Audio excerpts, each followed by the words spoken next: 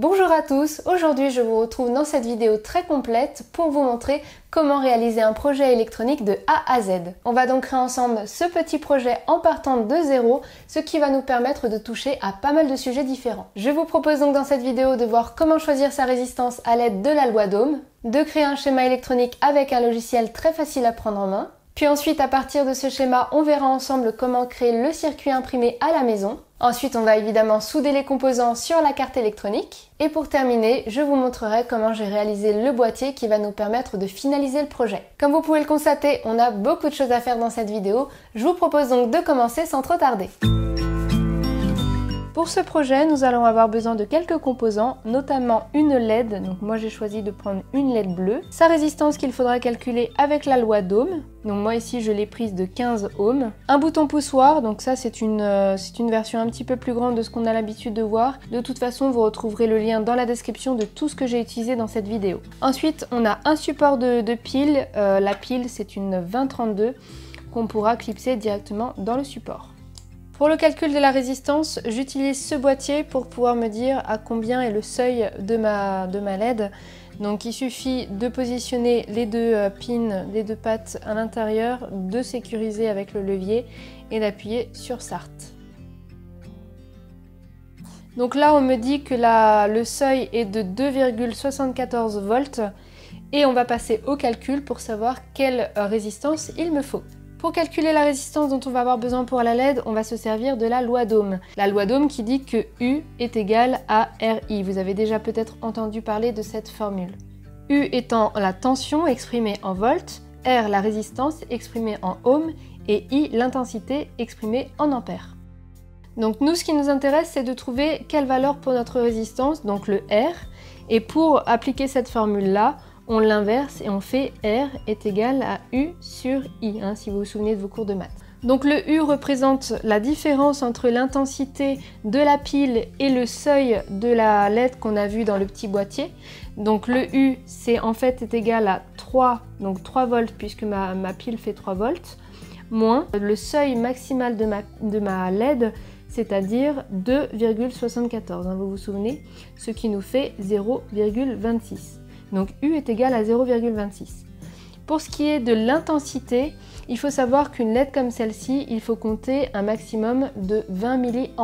20 mA est égal à 0,02 A, puisque c'est l'unité qu'on recherche ici dans le I. Et donc R est égal à 0,26 sur 0,02, ce qui nous fait une résistance de 13 ohms.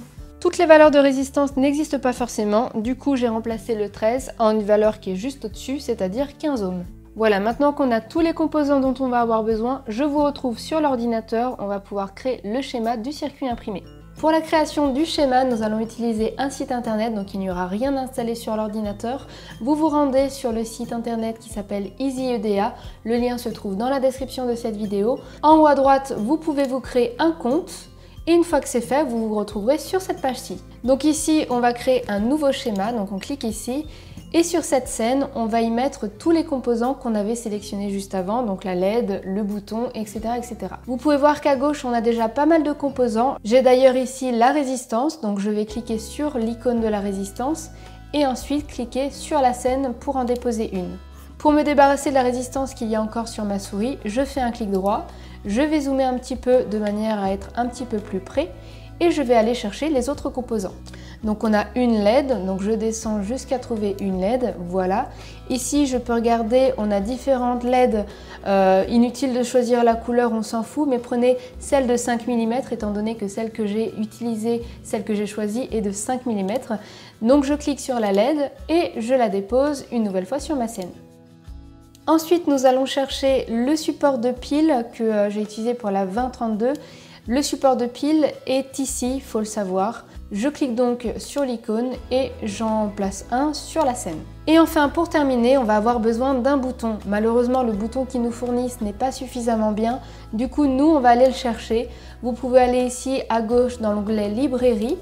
Et dans la barre de recherche, on va marquer Switch, virgule, 12 x 12 et on va chercher. Vous allez aller ensuite dans les contributions d'utilisateurs, puisqu'il y en a qui en ont fait des très bien et ça suffira largement. Vous pouvez ensuite prendre celui-ci dans la liste qui est vraiment très bien. On a les deux schémas, donc vous cliquez dessus et ensuite vous allez le placer sur la scène. Clic droit pour se débarrasser de l'outil. Je ferme cette fenêtre, on n'en a plus besoin et on va pouvoir maintenant agencer tous les composants sur la scène et les relier de manière à ce que ça fonctionne. Donc je vais commencer par le support de pile que je vais mettre à gauche. Pour le tourner, vous utilisez la barre d'espace du clavier pour pouvoir faire une rotation. Je vais ensuite décaler la LED et la résistance pour faire un peu de place. On va intercaler le bouton. On va d'ailleurs retirer tout le texte, vous voyez qu'il prend toute la place. Donc en haut à droite, je vais marquer bouton. Pour la résistance, on va la mettre derrière. Je vais faire une rotation avec la barre d'espace et on va la mettre juste ici. Je vais retirer la valeur, d'autant plus que ce n'est pas celle-ci qu'on va utiliser. Et pour terminer, on a la LED, donc on va mettre juste derrière. Je vais la tourner de cette manière-là pour que ce soit plus facile pour la liaison. Là aussi, je vais retirer le texte qui n'est pas très important. Et je vais nettoyer un petit peu le texte des autres composants puisqu'ils ne sont pas très utiles. Donc autant faire un petit peu de ménage. Voilà, on a placé les composants, on va pouvoir maintenant les relier de la manière dont on veut que le circuit imprimé soit fait. Pour ça, vous avez un outil connexion ici, vous cliquez dessus et on va pouvoir relier les composants ensemble. Donc on va prendre la pile, on va la relier au bouton. La sortie du bouton, ne vous trompez pas, prenez pas celle-ci puisqu'elle est déjà reliée avec la pin 4. On va prendre l'opposé, donc la 1, qu'on va relier à la résistance. Et la résistance, on va la relier à la LED. Et pour finir, on va relier la LED à la pile pour fermer le circuit. Voilà, les liaisons sont faites. Vous voyez que c'est quand même très très simple. On va enregistrer maintenant notre projet. Enregistrer sous Tuto Heliox. J'enregistre. Voilà, l'enregistrement est fait. On va maintenant aller dans le menu en haut et on va cliquer sur Convertir en PCB. Voilà, maintenant on va pouvoir constituer le circuit imprimé. On va donc prendre maintenant tous les composants pour les mettre sur le PCB qui est schématisé par le carré magenta qu'on voit ici. Donc vous prenez le composant, vous faites des rotations pour pouvoir les mettre comme bon vous semble. Donc pour rappel, la rotation est toujours avec la barre d'espace. Donc j'ai mis la pile ici, je vais mettre le bouton juste derrière avec une petite rotation pour que les connexions soient bien positionnées. Je vais ensuite mettre la résistance et pour finir la LED qui sera au bord du circuit. Maintenant on va pouvoir créer les pistes. Comme vous pouvez le voir, on a des petits traits bleus, ce qui signifie que ce point-là va être relié avec ce point-là. Donc en haut vous sélectionnez l'outil de connexion et ensuite on va sélectionner ce trou-là avec le trou de la pile comme ceci. Donc voilà, une piste c'est déjà créée, vous voyez que c'est vraiment très très simple. Je vais faire pareil avec les autres trous. Voilà, toutes mes pistes sont créées, on va pouvoir les épaissir un tout petit peu parce que là elles sont très très fines. Donc je sélectionne une piste, puis en laissant la touche contrôle de mon clavier appuyée, je vais pouvoir sélectionner les autres pistes. Et à droite, vous voyez qu'on a une largeur, ici on va mettre 40 à la place de 10. Ce qui signifie qu'on a une largeur d'à peu près 1 mm. Je vais également changer les trous pour les rendre un tout petit peu plus épais. Donc de la même manière qu'avec les pistes, avec la touche contrôle, je vais pouvoir sélectionner tous mes trous. Et à droite, vous avez ici perçage diamètre. Vous pouvez mettre ici la valeur de 30. Et pour terminer, je vais quand même mettre une petite touche d'Heliox. Je vais mettre un petit texte. Le circuit imprimé est terminé, on va pouvoir passer à l'impression du circuit sur papier glacé et pour ça je vais récupérer une page de magazine. Vous voyez que les pages sont très brillantes. Il y a également des magazines dont les pages sont plus mates. Je vous conseille de ne pas prendre ces pages-ci puisqu'elles fonctionnent un peu moins bien selon mon expérience. Donc moi je vais choisir ce magazine, vous voyez que ça brille très très bien. Donc je vais simplement découper une page et je vais retirer le bord tout pas beau puisque nous on va renforcer cette page en le mettant sur du papier A4 parce que le papier glacé est assez fin et si vous mettez ce papier là dans votre imprimante, on risque d'avoir un bourrage papier. Pour renforcer mon papier glacé, je vais simplement le scotcher sur une feuille A4.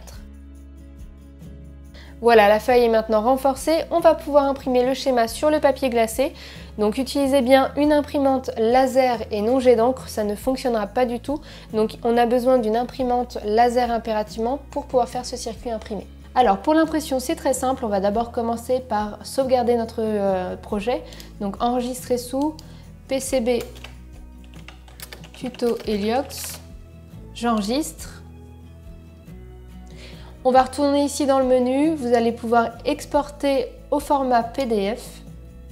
Donc vous laissez tout comme c'est exactement ce qu'il nous faut. Par contre à la couleur vous mettez du noir sur du blanc, la couleur nous on s'en fout, et on exporte.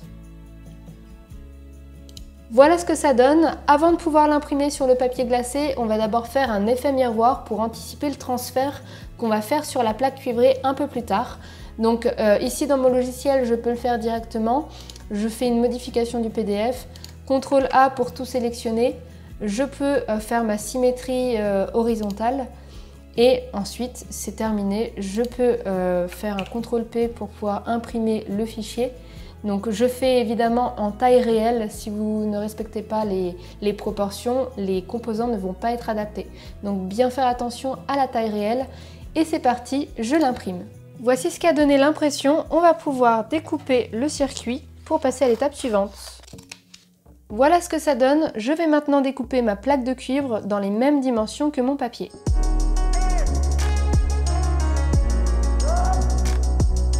Voilà qui est fait, on va maintenant préparer la plaque pour pouvoir recevoir le transfert. Pour ça j'utilise du papier abrasif de 1000 pour pouvoir rayer la surface. Ça permet d'avoir une surface rugueuse et qui va mieux accrocher à l'encre pour pouvoir faire le transfert. Avec de l'alcool, on va pouvoir nettoyer la surface pour qu'il n'y ait pas du tout de poussière et que l'encre accroche bien et qu'il n'y ait pas de problème lors du transfert. Vous allez voir que c'est assez sale. Tout est noir, donc on va nettoyer jusqu'à ce qu'il n'y ait plus du tout de traces sur le papier. Voilà, tout est prêt, on va maintenant pouvoir transférer l'encre et pour ça, je vais utiliser, et oui, vous avez bien vu, du dissolvant pour vernis à ongles. Profitez-en, c'est le seul produit de beauté que vous verrez sur la chaîne et on va s'en servir pour bricoler. Et en plus, on a un actif hydratant, donc la plaque sera vraiment toute douce. Donc c'est vraiment un produit qui fonctionne très très bien. Il faut savoir qu'à l'intérieur on a de l'acétone, ce qui permet le transfert de l'encre sur la plaque. Donc c'est vraiment très efficace. À savoir que l'acétone tout seul ne fonctionne pas. Dans une précédente vidéo, j'avais d'ailleurs utilisé un mélange d'acétone et d'alcool pour que ça fonctionne. Mais franchement, le dissolvant est bien plus efficace. Pour s'en servir, c'est tout simple. On va en mettre directement sur la plaque. Hop. On va répartir un petit peu sur toute la surface. Un petit peu, parce que j'en ai mis à côté. Voilà. Et on va mettre le papier par-dessus pour qu'il s'imprègne bien du dissolvant. Voilà, on le laisse s'imprégner. Et avec une éponge, je tapote dessus pour que le papier adhère bien à la plaque de cuivre et que l'encre se transfère bien. Inutile d'appuyer trop fort, avec une éponge et un petit peu de pression, ça suffit très largement. Sinon, vous allez un petit peu trop étaler l'encre et ce sera moins bien. Par contre, ce que vous pouvez faire, c'est rajouter un petit peu de dissolvant dessus. Voilà, et retapoter dessus pour répartir le dissolvant partout. Voilà, et c'est tout. On va maintenant attendre une dizaine de minutes que le papier sèche totalement et une fois que tout sera sec, on va pouvoir le décoller. Voilà, le papier est sec, on va pouvoir le décoller tout délicatement.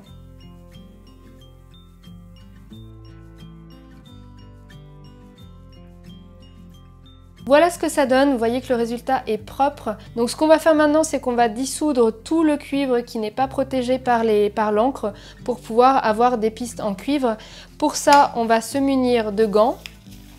Protégez-vous également des yeux et aérez bien votre pièce. Si vous pouvez faire cette manipulation dehors, c'est d'autant mieux. Donc on va se servir du perchlorure de fer qui est en poudre, donc qui s'est livré en poudre. Vous allez le diluer dans l'eau pour pouvoir avoir un liquide. On va le verser dans un récipient en plastique, donc n'hésitez pas à garder vos plats cuisinés, les récipients des plats cuisinés, c'est très utile. Et on va en verser un petit peu dans le récipient. Voilà. Et on va pouvoir plonger le circuit à l'intérieur et faire des petits mouvements de vaguelettes comme ça pour pouvoir activer le produit. Il faut savoir que le perchlorure de fer sera plus efficace s'il est à température de 35 à 38 degrés Donc la gravure sera plus rapide. Moi je le fais à froid, donc faut compter une dizaine de minutes à froid. Donc après c'est à vous de voir si vous pouvez chauffer le parcoureur, ça ira beaucoup plus vite. Voilà, c'est terminé. Vous pouvez voir qu'on n'a plus de cuivre. On va pouvoir le rincer à l'eau claire.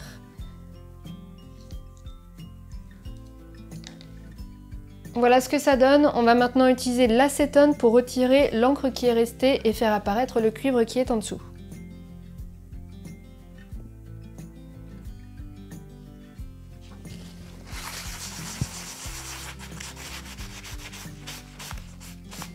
Voilà, il ne reste plus qu'à faire les trous du circuit imprimé. Vous voyez que le résultat est très propre.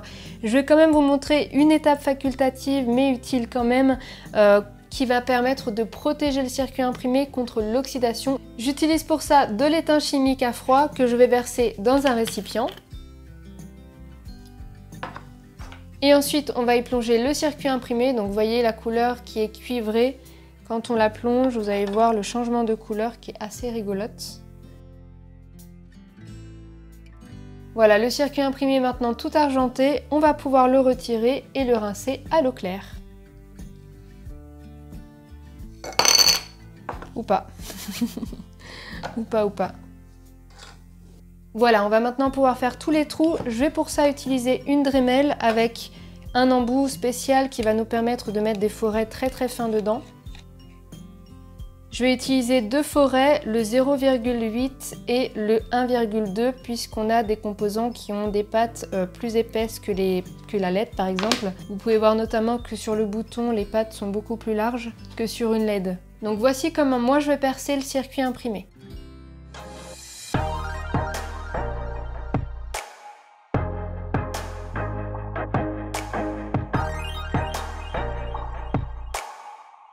Voilà le résultat après perçage. Comme vous pouvez le voir, je me suis un peu plantée sur ce trou-là, j'ai percé à côté, du coup j'ai refait mon trou centré, mais ça ne gênera pas du tout la soudure des composants et le fonctionnement du circuit. On va maintenant pouvoir placer tous les composants et je vais les souder tout de suite après. Donc nous, on va placer les composants de ce côté-là, enfin on va surtout souder de ce côté-là, ce qui veut dire que les composants, on va les placer de l'autre côté. On va commencer par la résistance que je vais placer ici.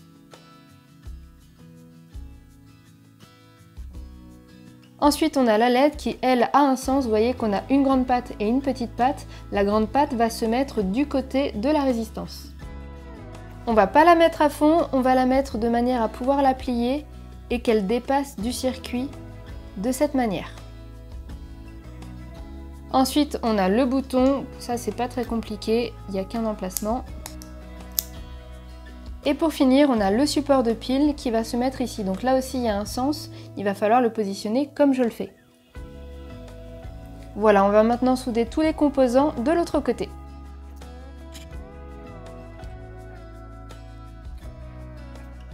Avant de couper les fils qui dépassent, je vous propose de tester le circuit.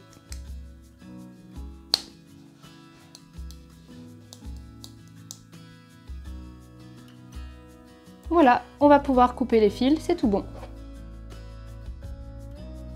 Voilà, la carte électronique est terminée et ça fonctionne comme il faut. Je vous propose maintenant de voir comment rendre le projet plus joli grâce à l'impression 3D.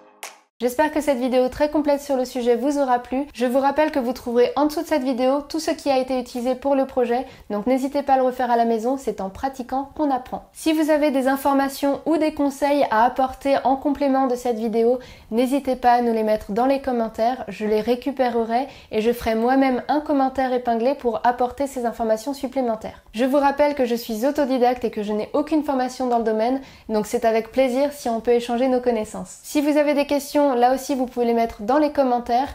Je ferai mon maximum pour y répondre et si je n'y réponds pas, j'espère que d'autres y répondront à ma place. Merci à tous ceux qui ont regardé la vidéo jusqu'au bout. Je sais qu'elle a été un petit peu longue mais il y avait énormément de choses à dire. N'hésitez pas à me faire savoir que la vidéo vous a plu en me laissant un petit pouce en l'air. Vous pouvez vous abonner à la chaîne en cliquant sur le lien qui s'affiche à votre écran. Et moi, je vous dis à très bientôt dans une prochaine vidéo.